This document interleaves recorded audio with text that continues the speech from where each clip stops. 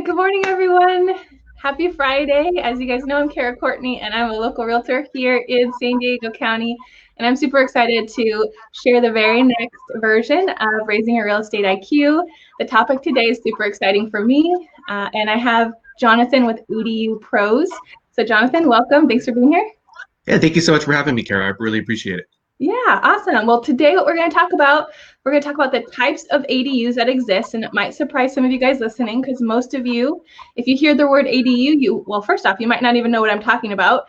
ADU, accessory dwelling unit, and also known as granny flat Granny or flats guest or house, casitas does casitas. work.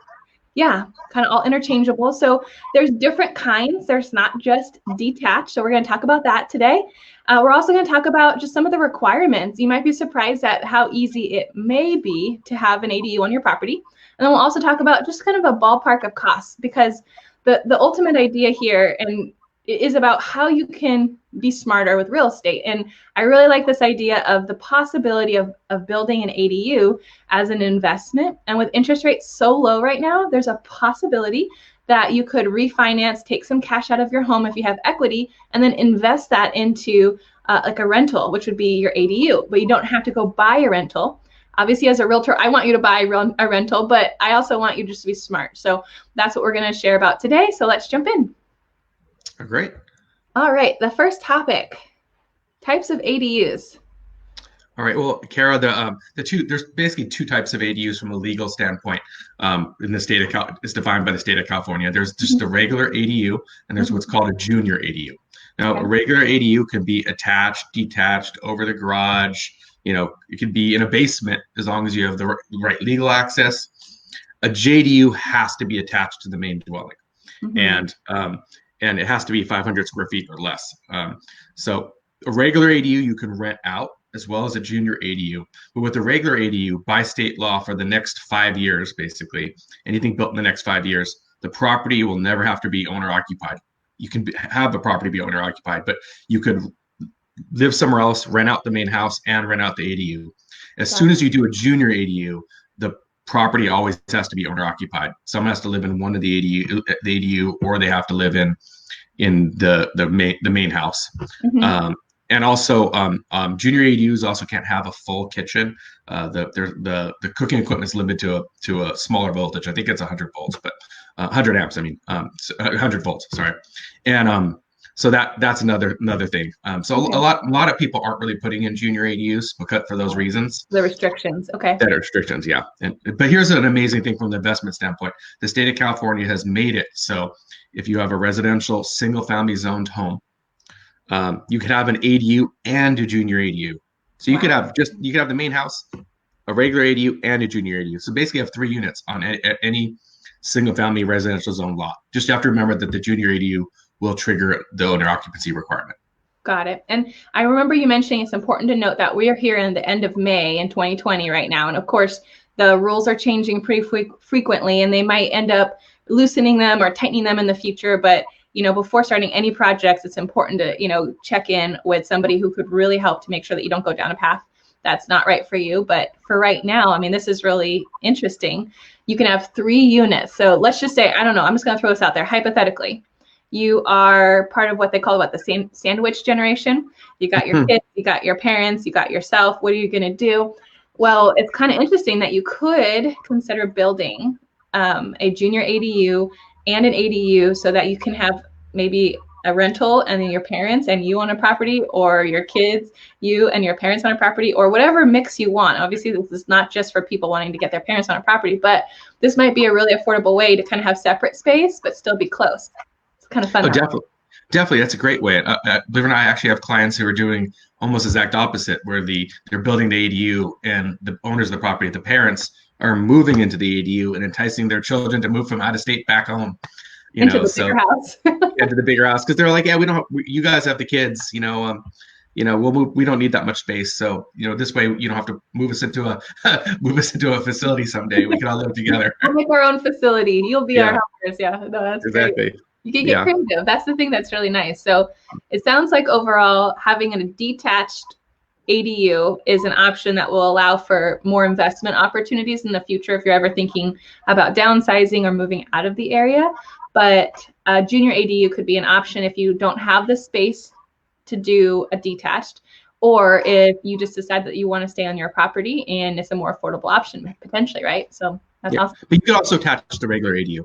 You could attach the junior ADU just has to be attached. The regular ADU can be attached or detached depending on the specifics of your site and how much room you have. So, got it. Okay. Yeah. So there's just certain characteristics that make it junior versus regular. And I always assumed it was the attached wall, but that's why I'm glad you're here sharing this information with us. Yeah, totally. Yeah, no, the junior ADU is just really has to be 500 square feet or less attached and triggers the only occupancy, and then also has the lower voltage appliances. Okay.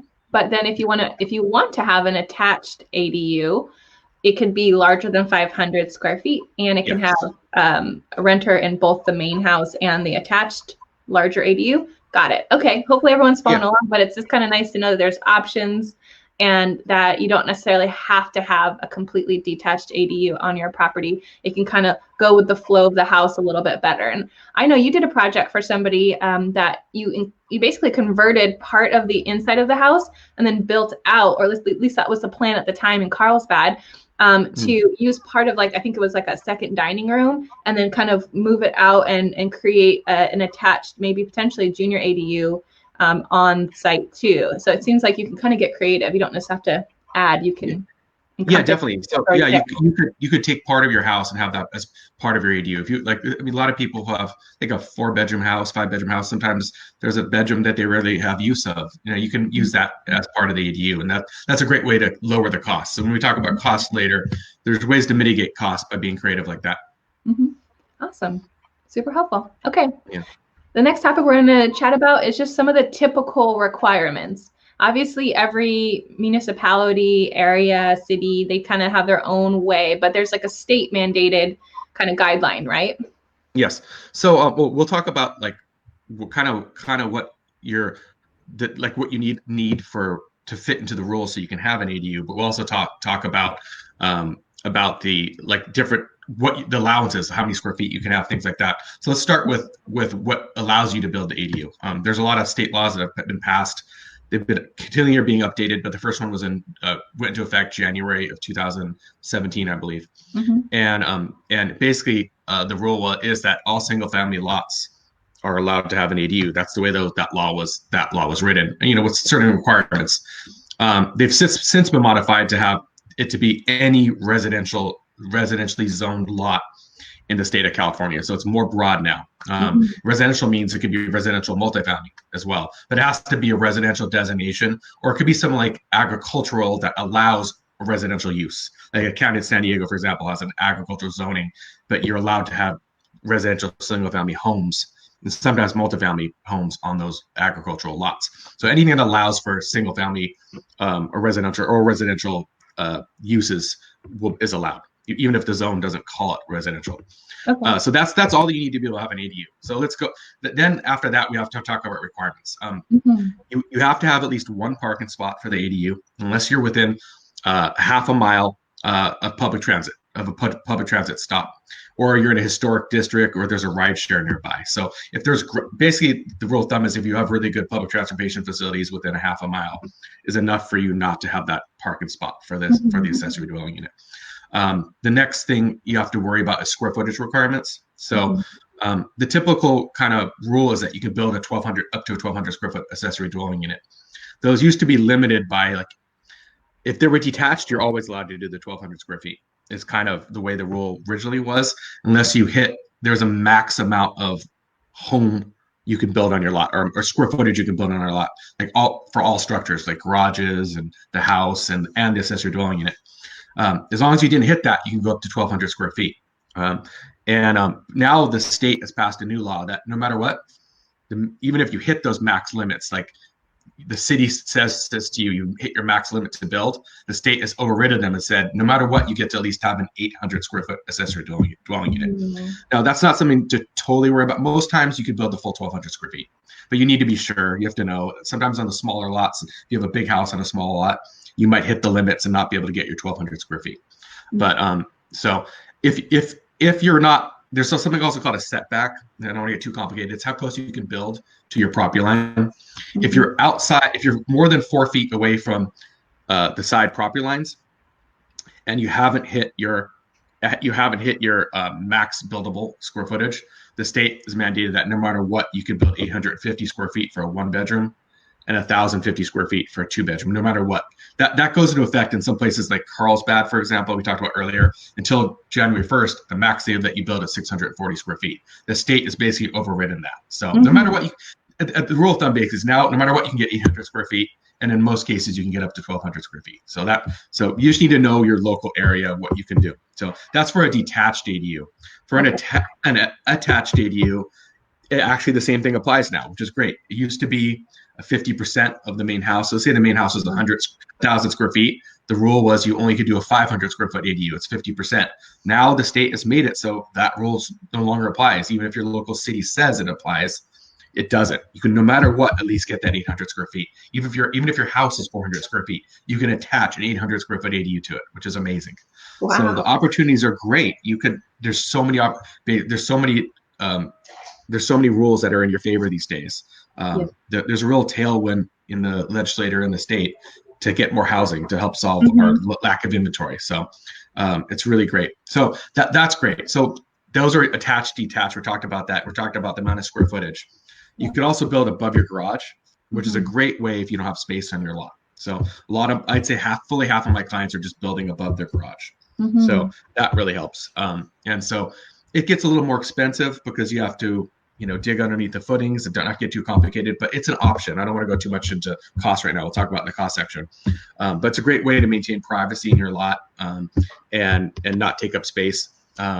And a lot of people are doing garage conversions. That's another type of ADU you can do. If you have parking outside your garage and you don't really use your garage for parking, by far the cheapest option is converting your garage. And you don't have to even replace the parking anymore. The state has mandated that, hey, even if you have nowhere to park on your site after converting the garage, you don't have to replace the parking anymore. So you could have zero parking for the property. I'm not saying it's a great way to maintain property value, but it is an option if that's the only way you can do it. So you can always convert a garage. That's a state law now. No matter what anyone tells you, you can convert your garage. Yeah. So how does an HOA kind of play into this? Obviously, I'm going to imagine that you have to abide by the HOA's rules, but have you had a lot of success with kind of just jumping in and saying, hey, we're going to do this, and as long as it kind of meets the architectural guidelines of the community, have you had some success with that? So I think because of the lack of information on that topic, I've only had one client who ever wanted to do it within an HOA. So I couldn't speak from personal experience, and he didn't end up moving forward because he's doing another project first. He's going to move forward with the project in about 6 months. So I couldn't speak to it a personal experience, but the state law says that the HOA cannot stop you from doing an ADU. But yes, you do have to follow the architectural guidelines in the respective color palettes and materials, like roof material, things like that. But they can't stop you from doing an ADU because of parking requirements, because of just the committee doesn't want it. Like they can't tell you that you can't build one. So you just have to follow the height of your zoning, and that you have to follow the setbacks of the zoning. Even projects built subdivisions have zoning within them that are independent of the HOA that exists, that are part of the city laws. As long as you meet those requirements, the HOA can't say anything. They could just make sure you use the paint colors they want when it comes down to it in reality. So but you do need to go through architectural committee to get all that approved. It's better to get their stamp of approval to start, just so you have less roadblocks from them during the process, but you can build an HOA. Okay. That's awesome. See, I would have assumed that HOAs were off limits, but it's cool to know that the state is covering off on those kind of roadblocks as well. Because obviously, more than ever, we need inventory. So by the way, on a total side note, if you guys know someone who's thinking of selling, or you are thinking about possibly selling for any reason, call me, please. We have a total lack of inventory in our market currently, and I would love to help. But that's the spirit of this ADU idea, is to get more housing, and even so more affordable housing, because 800, 1,200 square foot attached or detached places on a lot that already has a house, like that's not top dollar rental. Sure, you could still get really pretty decent return on that, but again, if you take out, let's talk about costs. How about that? And then we'll chat about the options. So approximate cost for ADUs? Obviously, this can vary greatly, but let's just talk about ballparks. Well, let's segue from the lack of inventory issue. There's been so many roadblocks because of all the special interests of all the different communities who have their specific way of doing things. There's been a lot of roadblocks cost-wise to building. One of the reasons why we have such high housing prices is not just the economy. A lot of it is the roadblocks that different cities put in the way of building. If you want to build a regular home in a lot of places in San Diego, you're talking about $50,000 to $60,000 of fees to all the different interests that are involved. And that could really drive up the cost of housing. And that's one reason why we have low inventory. Well, the state has now mandated that the cities cannot charge what are called impact fees if your accessory dwelling unit is less than 750 square feet. So that alone for most projects is going to save about $20,000, which is great. And ADUs don't ever get up to the 60,000 just because they're not big enough to drive. A lot of the impact fees are on a per square foot basis, but that alone is going to save approximately 20,000 almost anywhere.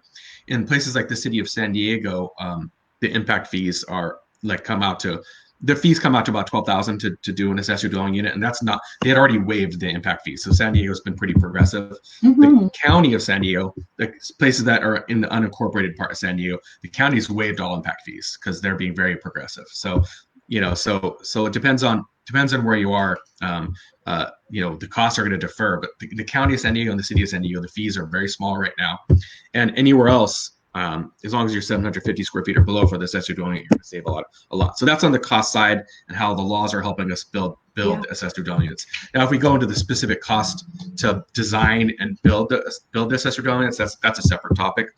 So, but we'll get into that now. So, in general, you're going to be talking about $7,000 to $12,000 of design and engineering costs, depending on what you're going to do.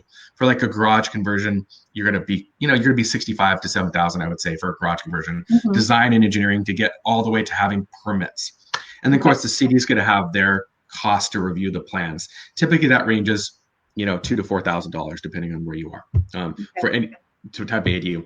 Now, if you're going to do a detached single-story ADU for design, you're talking closer to 9,000 to 10,000. And if you start going large, 1,200 square foot ADUs, 2 stories, has more structural engineering, you're going to be closer to the 12,000 mark for the design and engineering. So that's the cost for design.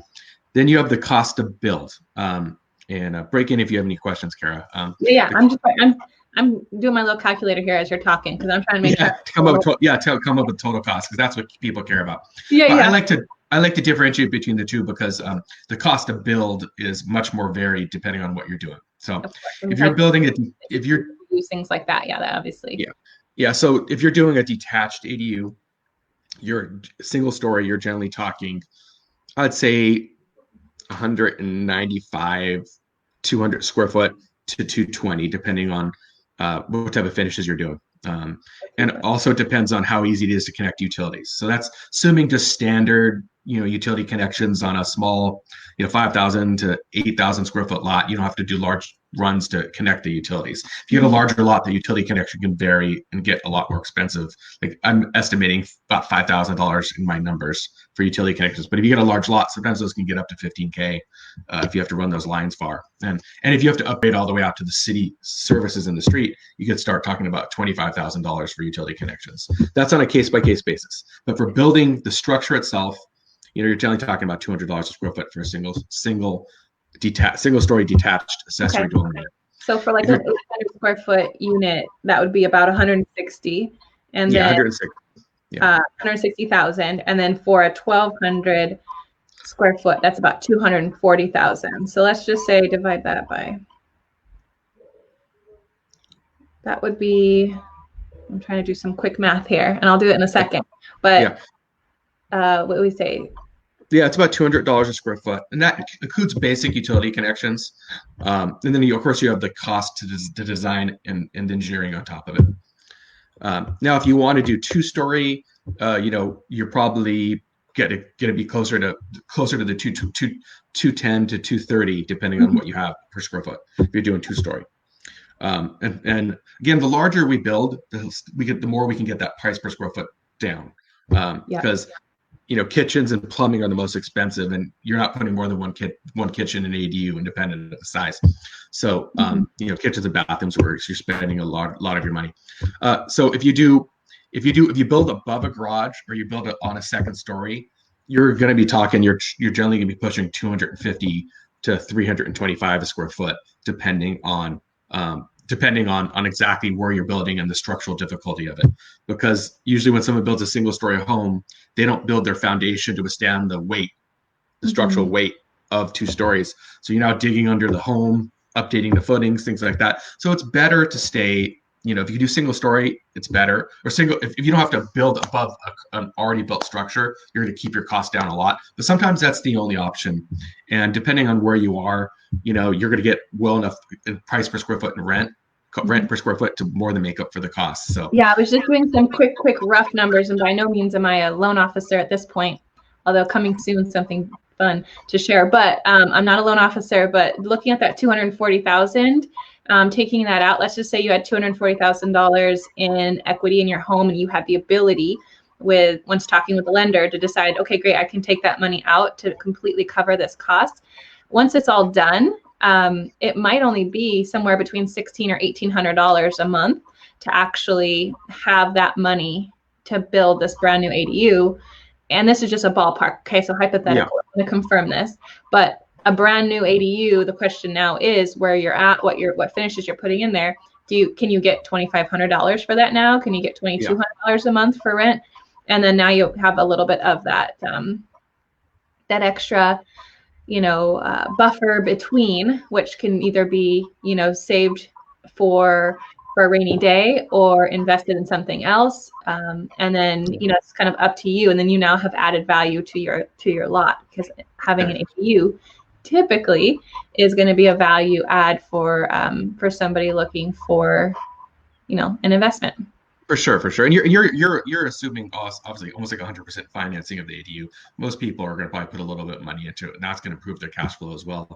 And that return on that cash flow is in general far better than if you went and bought another property from scratch. So utilizing what you currently have in general is going to get you a better return. Or you go out and buy a property and live in, and you could rent out both, and that's a great way to get a great investment returns as well. So, and for people who that price tag's a little pricey, the garage conversions are also a really great way to go. Garage conversions in generally can be done, anywhere, it's anywhere for about $45,000. That's not including design. That's just in the field construction, to $70,000, depending on what type of finishes and how you connect to utilities, and how much of the garage slab you have to tear up to put utilities in and things like that. So garage conversions are actually a lot better return on investment. It's just a matter of whether you want to use your garage that way or not. So I have a lot of clients who are doing garage conversions because they're spending, let's just say $50,000, or let's say $60,000 with design and city permit fees and everything. You're $60,000 into it, and they're renting out that garage for $1,200 a month.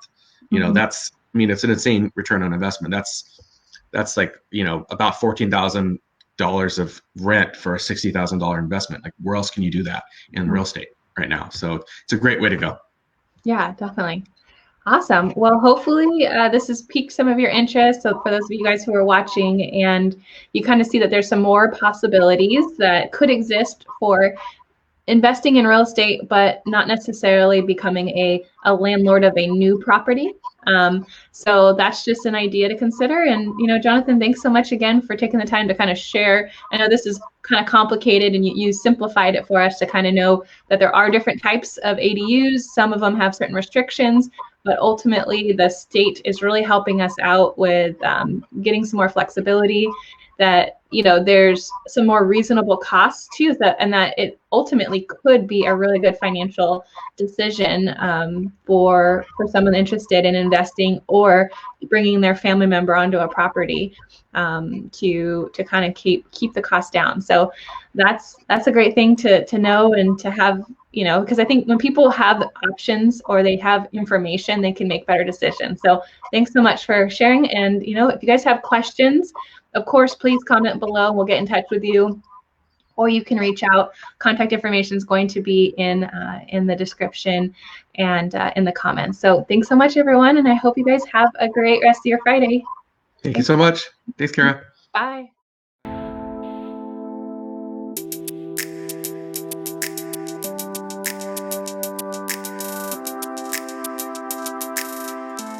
I am so glad that you watched all the way to this point in the video because I'm happy to help raise your real estate IQ.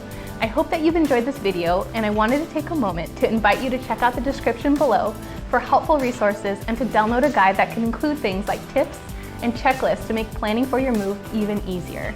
It's honestly never too early to get started. If you like this video, please be sure to hit subscribe and turn on the bell so that you can get notified when we share new real estate videos each Thursday.